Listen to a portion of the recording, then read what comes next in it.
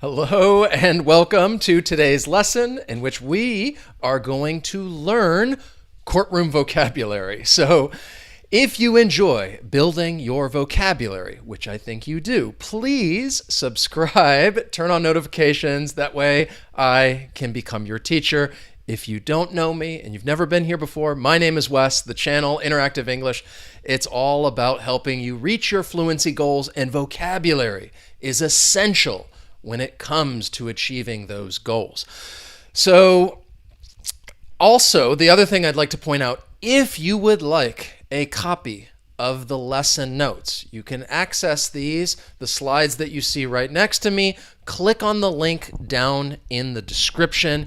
If you are already a part of our community, check your email because I have sent them to you. So I will throw that in the chat right there. You can click on that link or the one down in the description if you would like to access the lesson notes so that you can review, because that is the best way to remember the words and phrases and continuously build your vocabulary. So it's a quiz lesson. And I want you to participate. I want you to write your answers in the chat, in the comments. You can also tell me your name. I'd love to hear from you, especially if you're new to the channel. Tell me where you're from. So let's begin with some pre-trial words and phrases. This is definitely, I think, a bit more advanced. I think a lot of people watch TV shows, movies that take place in the courtroom. So this is vocabulary you may have heard of before. I don't know if you would actively use much of it because it's very specific. But again, it's good to know. You'll read this, articles, like I said, movies, TV shows. So let's jump into it. Here is the first question. I'll read it to you. I'll give you a moment to think of the word or phrase, and then I'll tell you the answer. So the proceeding in which a defendant is brought to court, informed of the charges, and asked to plead guilty or not guilty is called an what? So this is a word that, again, if somebody's in trouble with the law and there's an article about it in the newspaper, yes, you may come across this word. That's why it's important. And it refers to this proceeding. The defendant must come in and say whether they're going to plead guilty or not guilty. What is that proceeding called? There is one hint, and the hint would be that article. And because then that tells you that the next word, well, it's going to begin with a vowel sound. So what do you think? Write your answers in the chat, in the comments. So, all right, this is good. Like I told you, I think some of this will definitely be new. So if we're talking about that proceeding is called an arraignment. The defendant comes in and they're asked to plead, are you guilty or are you not guilty? That is the arraignment. To give you some more examples, because I thought maybe this might be new, here are some news headlines using this word. And again, some of it's political because in the U.S. there's been a lot of, some people that are in trouble with the law. So for example, that first one, it says Hunter Biden arraignment. They're talking about Joe Biden's son. President's son pleads not guilty to gun charges. This happened during the arraignment. Or Nashua murder suspect waives arraignment, ordered held without bail. When somebody waives arraignment, I think they're just saying, like, they're just waiving their right to be there. They don't need to be there. And then finally down here, Donald Trump pleads not guilty to election charges in latest arraignment. So if we're talking about that proceeding, when the defendant comes in and they plead guilty or not guilty, we're talking about the arraignment. The next one, right here. So I almost said the word and just told you the answer. Is the testimony of a witness other than in open court, often in the form of an oral statement made before an officer who is authorized to administer oaths. So think about the situation, that last part. This person is going to give testimony, and they're a witness. Maybe it's not an open court, but they're going before somebody who is an authorized official that can administer oaths. That means that this is more serious. This person really should tell the truth. They must tell the truth. And they are basically giving a what? A lot of times you're going to use it with the verb give. To give a it refers to the testimony of a witness. And I haven't seen the correct answer. A lot of people trying to put indictment. Indictment is really the charges that are being brought against somebody, and like somebody is indicted and they're being charged with a crime. It doesn't mean they're guilty or not guilty, but I see that getting thrown in there a lot. So in this case, we're talking about the testimony. It is referred to as a deposition. So I told you that a lot of times you might hear people use it with give. Somebody's going to give a deposition, and they're going to go before an officer under oath and basically say what they know, and they're going to give a deposition. So once again, this is more advanced, but if you're following the news, like I said, there are some people who have been caught up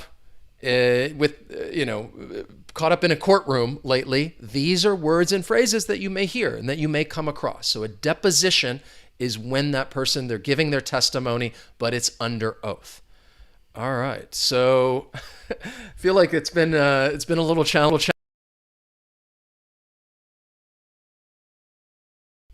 I'm not making it easy on you.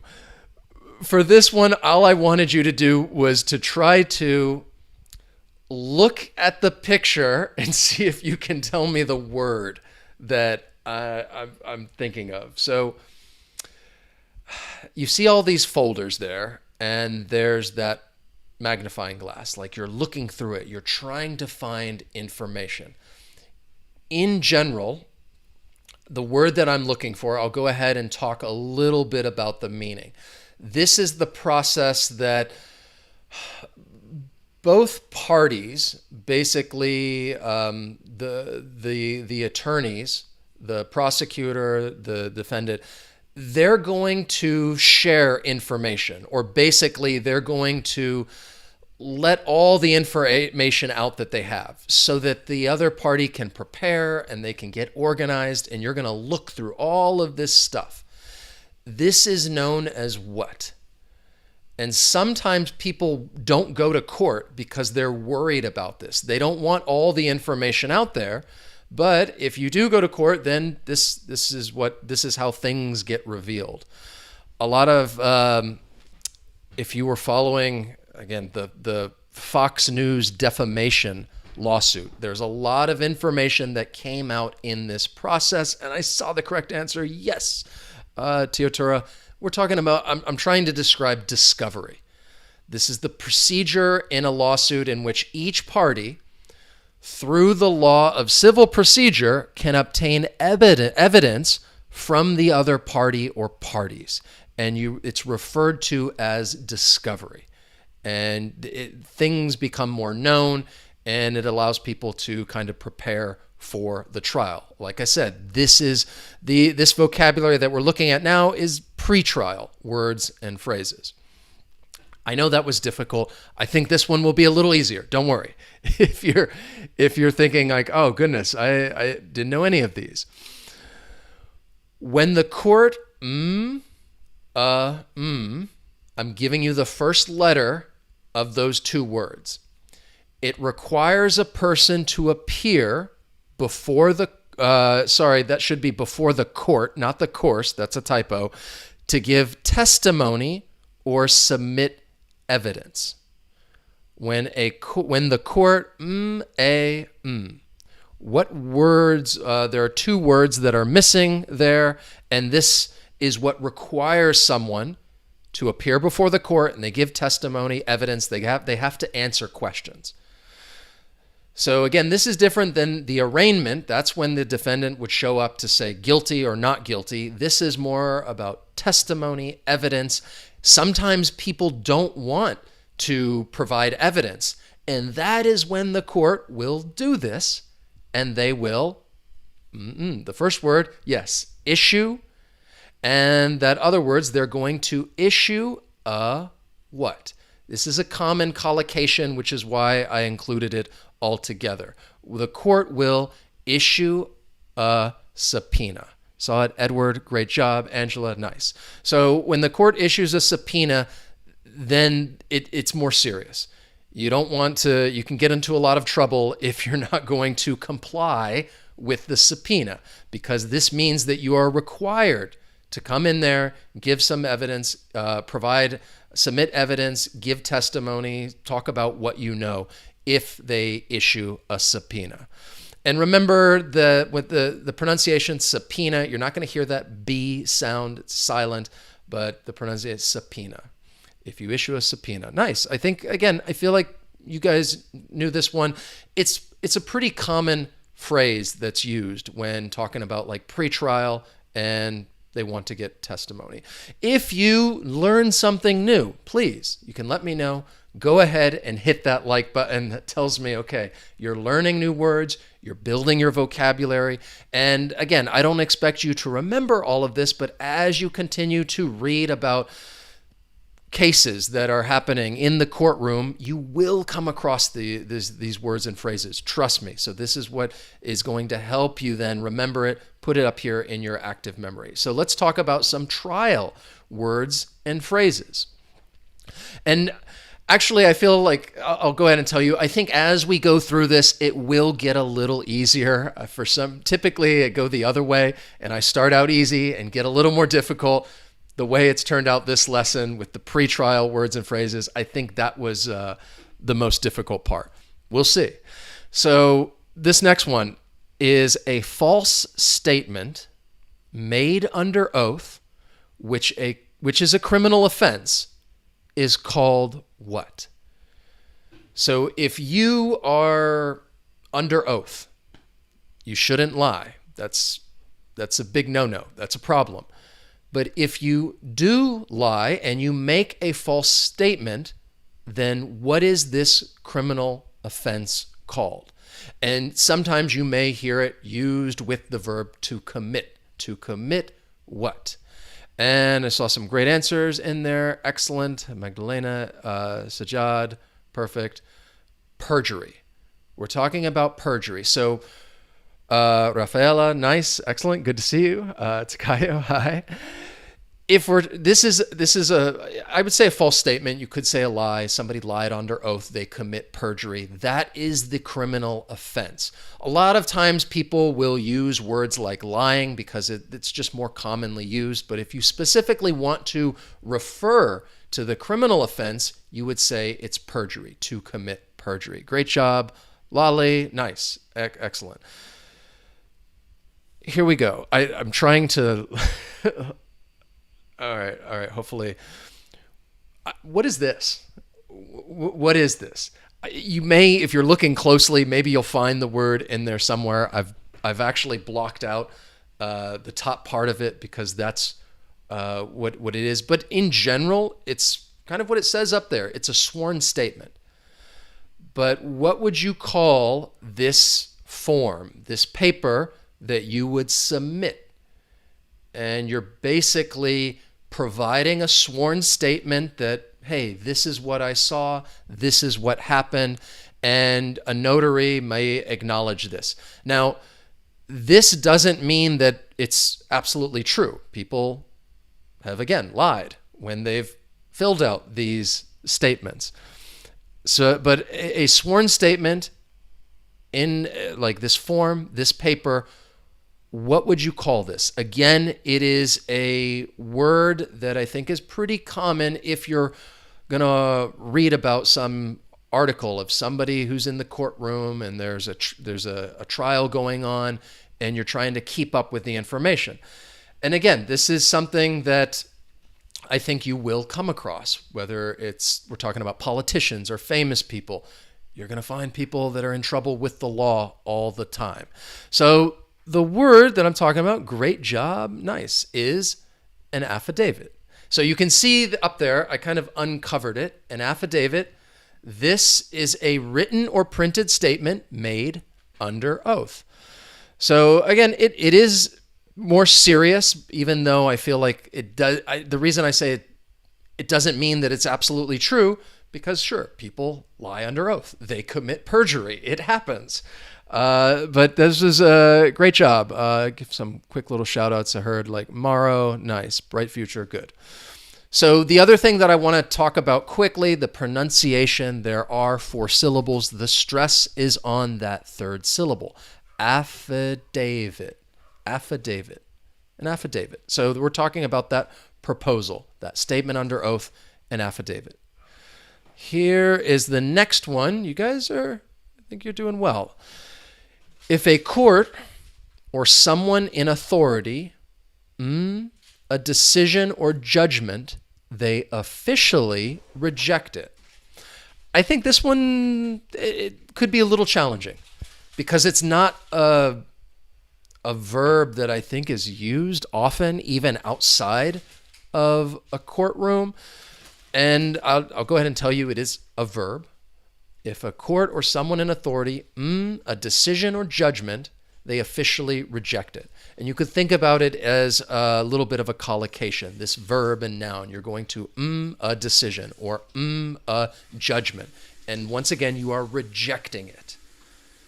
So in this case, the verb that I'm looking for, I'll go ahead and tell you, I think this one is a bit more challenging, is to quash. So if someone quashes a decision or judgment, they're rejecting it. Some other collocations I decided to include down here with this verb. In the courtroom, somebody could quash a motion and they reject it, or they could quash evidence and they're saying, look, we're rejecting this. It's, we're not going to use it, and we're going to quash the evidence.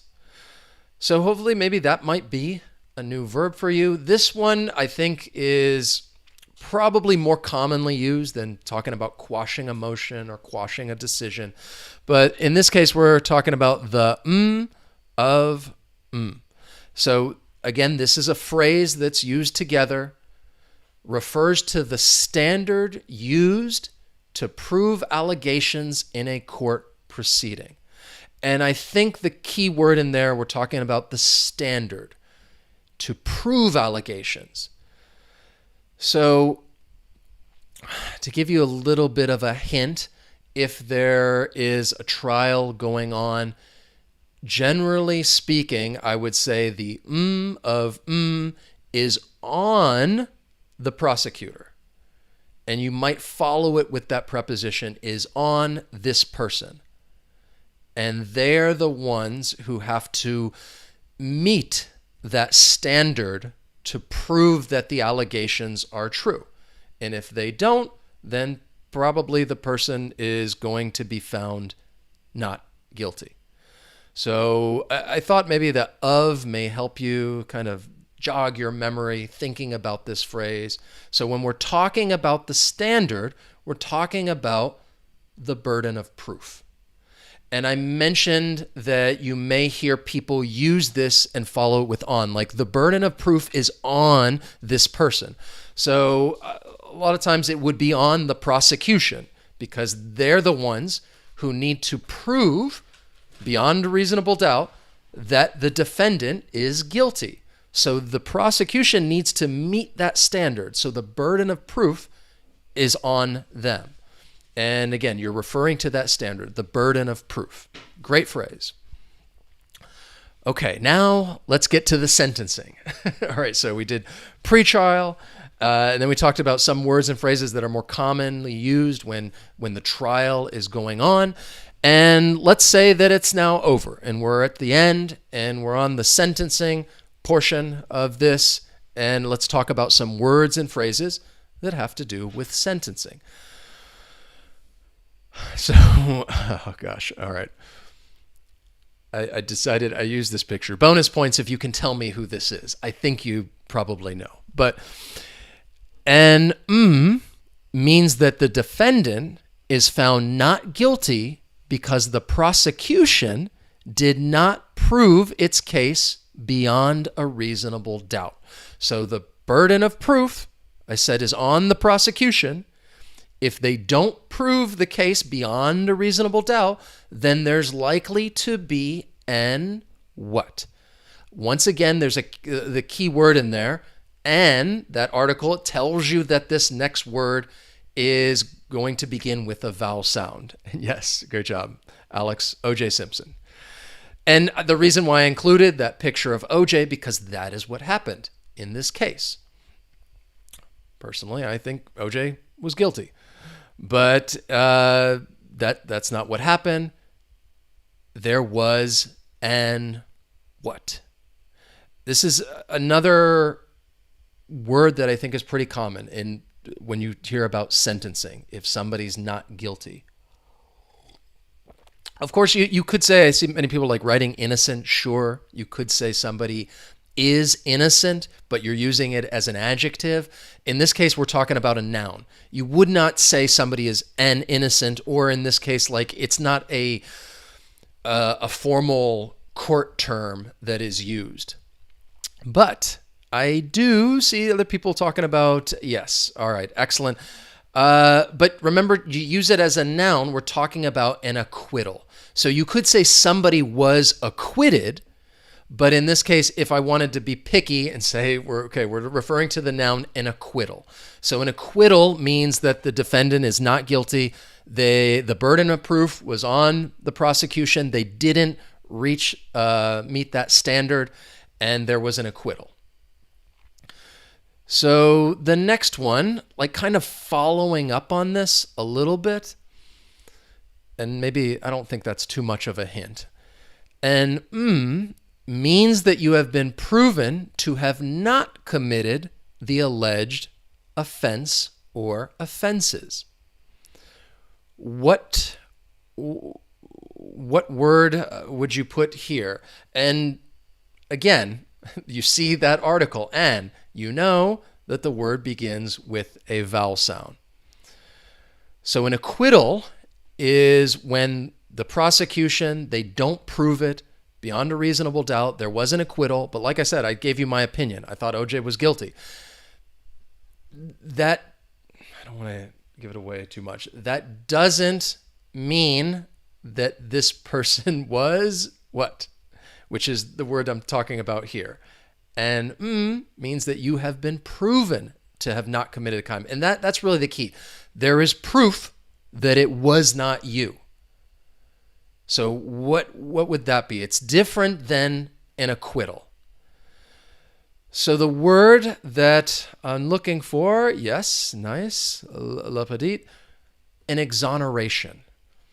So if somebody says they were exonerated, it means that there is proof, there is evidence that they did not commit the crime. But here, again, I'm using it as a noun. An exoneration means that you're proven not to commit the crime.